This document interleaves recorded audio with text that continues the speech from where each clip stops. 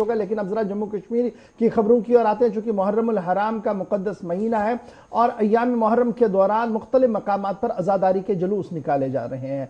वादी कश्मीर के अंदर 10 मुहर्रम के जुलूस पर पाबंदी और सन 1990 के बाद ये पाबंदियां आयद कर दी गई थी। हुकूमती सतह पर कई बार इस पर गुफ्तगू हुई, लेकिन सिक्योरिटी वजूहात की बिना पर इस जुलूस पर पाबंदियां बरकरार रखी गई, जो लाल चौक से बरामद होकर दीगर मकामात की ओर जाता था। और कई बार जब भी यह जुलूस निकलता है उस पर लाठीचार्ज और अश्कावर गैसों का इस्तेमाल होता है। और पिछले कई सालों से लगातार मुहर्रम के इस जुलूस पर इसी तरीके की सूरत हाल हम देख रहे हैं। गुज़श्ता दिनों में जब डिप्टी कमिश्नर की सरबराही में मीटिंग मुनक्किद हुई तो उसमें कुछ एतराजात किए गए थे। उसके बाद मामला चला गया है जी अदालत के अंदर। अभी तक की सबसे अहम और बड़ी खबर जो है, अंजुमन शरई शिया की तरफ से बाज़ाब्ता तौर पर एक PIL दाखिल कर दिया गया है और इस PIL की समाअत आज होगी।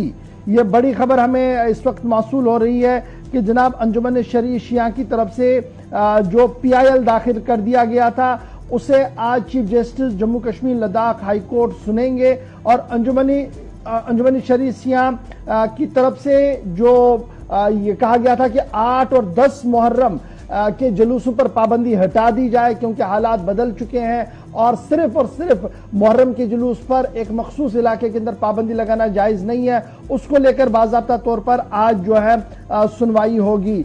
आगा सईद मुश्तबा अब्बास की तरफ से दायर कर दी गई थी ये PIL, जिसमें union territory of Jammu Kashmir को रखा गया था, होम डिपार्टमेंट को रखा गया था और उनकी तरफ से कुछ और लोग भी इस पिटीशन के अंदर शामिल हुए थे। तो ये पिटीशनर्स का मानना है कि जनाब ये सरीहन हमारे मजहबी मामलात की खिलाफ वर्जी है, उसको मुदाखलत माना जा रहा है और ये पाबंदियां जो है वो हटनी होगी। अब देखना होगा कि आज अदालत इस पूरे मामले पर क्या कुछ करेगी। लेकिन सीधे चलेंगे श्रीनगर, क्योंकि मामला अब अदालत पर चला गया और गुज़श्ता दिनों हमने देखा था कि श्रीनगर के अंदर भी मीटिंग हुई थी और डिप्टी कमिश्नर ने जहां कई रास्तों को हरी झंडी दे दी थी, कुछ रास्तों पर सिक्योरिटी वजूहात की बिना पर साफ कर दिया था कि जनाब यहां से जुलूस आया अज़ा बरामद नहीं होगा। सईद तजम्मुल, पहली बार अंजुमन की तरफ से अदालत का दरवाजा खटखटाया गया या माजी में भी कभी ऐसा हुआ था? इस तरीके की कोई इत्तला आपके पास?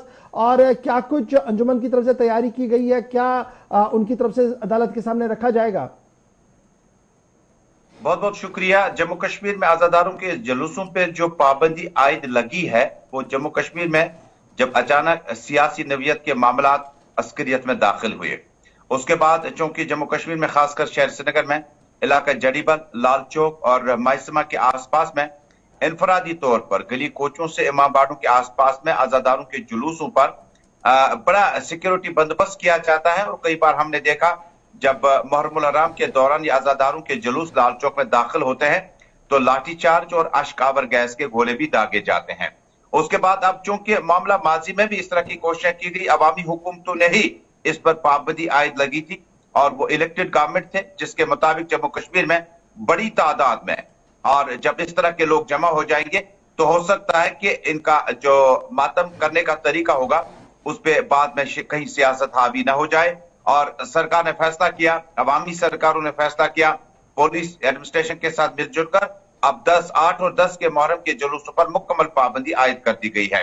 उसके बाद पहली बार नहीं बल्कि इसके पहले भी कोशिश की गई, लेकिन केस लिस्टेड नहीं होता था। बड़ी खबर यह है कि जम्मू कश्मीर में आजादारों के जुलूसों को पाबंदी सरकार ने क्यों लगा दी है? ये एडमिनिस्ट्रेटिव और पुलिस का फेलियर है या एडमिनिस्ट्रेटिव और पुलिस की जहानत है कि इस तरह के जुलूसों को बरामद करने के बाद सूरत काबू से बाहर हो सकती है। लेकिन चूंकि आगा सईद मुश्तबा ने जब 22 जुलाई 2022 को बाज़ाब्ता तौर पर अदालत आलिया से रुजू किया और अदालत आलिया ने इस केस को लिस्ट किया है आज की डेट के लिए, यानी आज कुछ देर बाद जम्मू कश्मीर हाई कोर्ट में जब केस लगेंगे तो उसमें एक केस जो लिस्टेड है वो 8 और 10 मुहर्रम के आजादारों के जुलूसों पर लगी पाबंदी पर सरकार का नुक्ता नजर क्या है और क्यों ये मजहबी मुदाखलत तो नहीं है। ईरान से लेकर भारत और मुतअद्दिद मकामात, पाकिस्तान से लेकर बांग्लादेश और भारत में एक वाहिद शहर है शहर श्रीनगर जहां पर आजादारों के इन बड़े दिनों पर जुलूसों पर पाबंदी आयद कर दी जाती है।